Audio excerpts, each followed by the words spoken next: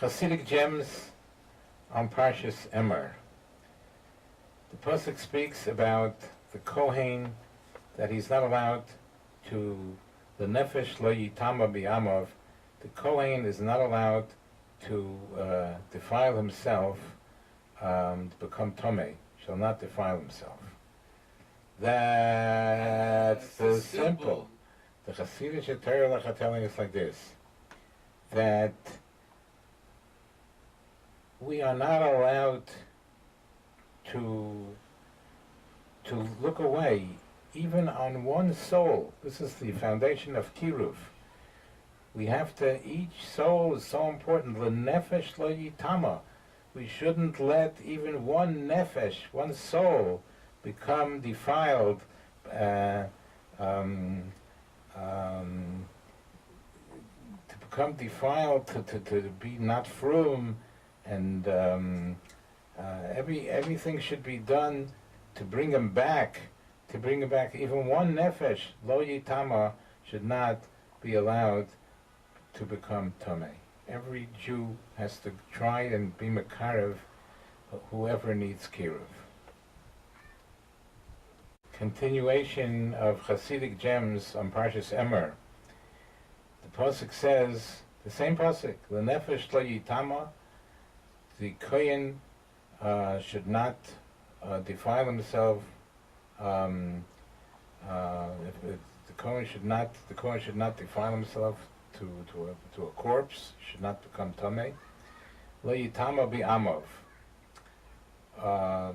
So Rashi says, while the corpse is b'toich amav, he's together among his people, meaning there were none kohanim available to bury the dead. If there are none kohanim who can bury the dead, the kohen is not allowed to be near the corpse. Rashi says, brings down from Chazal, Yotza Mace Mitzvah. This comes to exclude a Mace Mitzvah. Mace Mitzvah is translated to mean one who has no one to attend his burial. If the Mace Mitzvah is lying there and there's nobody to bury him, so even a Kohen is allowed to defile himself, to help out and to bury this Mace Mitzvah, the person that has no one is there to bury him. That's simple. And the Chassidic Torah is saying, how do you translate Mace Mitzvah? How do you translate it? We're translating Mace Mitzvah to mean that there's no one to attend his burial. Now, how does that fit into the words Mace Mitzvah? How does that fit into the words? So the Chassidic Torah are telling us a different meaning of Mace Mitzvah. That means that if somebody, when he does a mitzvah, he's mace, he's dead. He's dead, that means there's no life and there's no enthusiasm. His Torah and his mitzvahs are mace, are dead. That's what the Torah is telling us. It's a mitzvah to be metapel with him, to bring him back to the right path. If somebody's dead, when it comes to Yiddishkeit, you gotta revive him, you gotta put life into him, and you gotta bring him back to Yiddishkeit. Continued Chassidic gems. So the Torah says, Lo yikrechu korcha b'rosham. They should not make baldness upon their head, which means when somebody in his family, in the Kohen's family, was nifter, passed away, he shouldn't make himself bald. He shouldn't pull out his hair. That's not the way, and he's not allowed to do that. That's simple. And the Chassidic Torah are telling us like this. They're telling us that be careful not to make yourself like Korach. Lo yikrechu korcha. Don't become like Korach. B'rosham, that made a whole machlokes against the leader, the head, the manig of Klal Yisrael. Do not be like Korach. Lo yikerchu korchem goes on all Klal Yisrael, everybody. Nobody should make machlokes and argue against the leadership of Klal Yisrael. Continued Chassidic gems on Parshas Emor. So the Torah speaks about a Kohen Gadol who's doing the Avodah, he's doing the Avodas Hashem, the Beis HaMikdash, and he discovers that his father or his mother were nifter, lo yitama, he's not allowed to go to defile himself, to go to their funeral.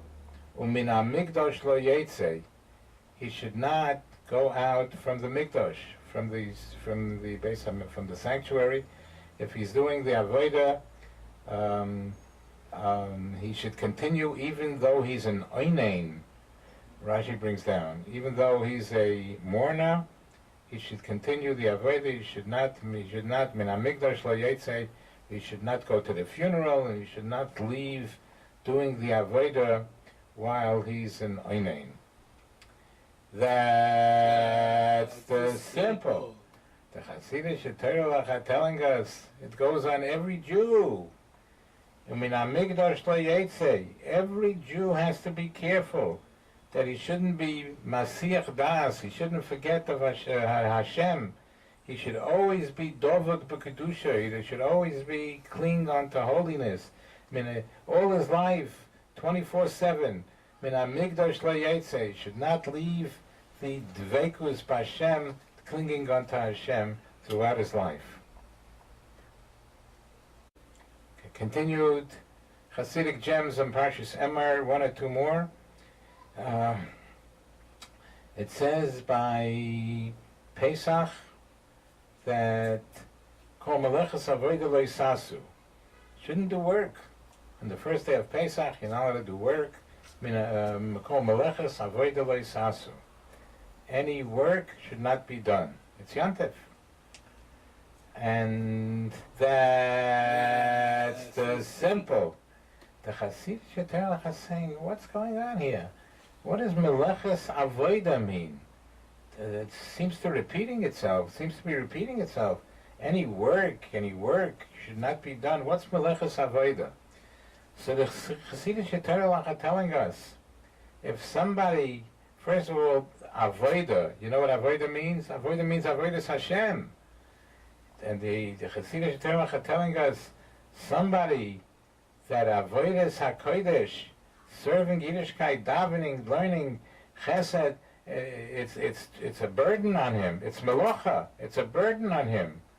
So the Torah is telling him, according to Harav HaKodesh of Chaim Meir Mivizhnitz, the Torah is telling us, if somebody's Avodas Hashem is like a Melocha on him, it's hard for him to do. Better lo yisasu.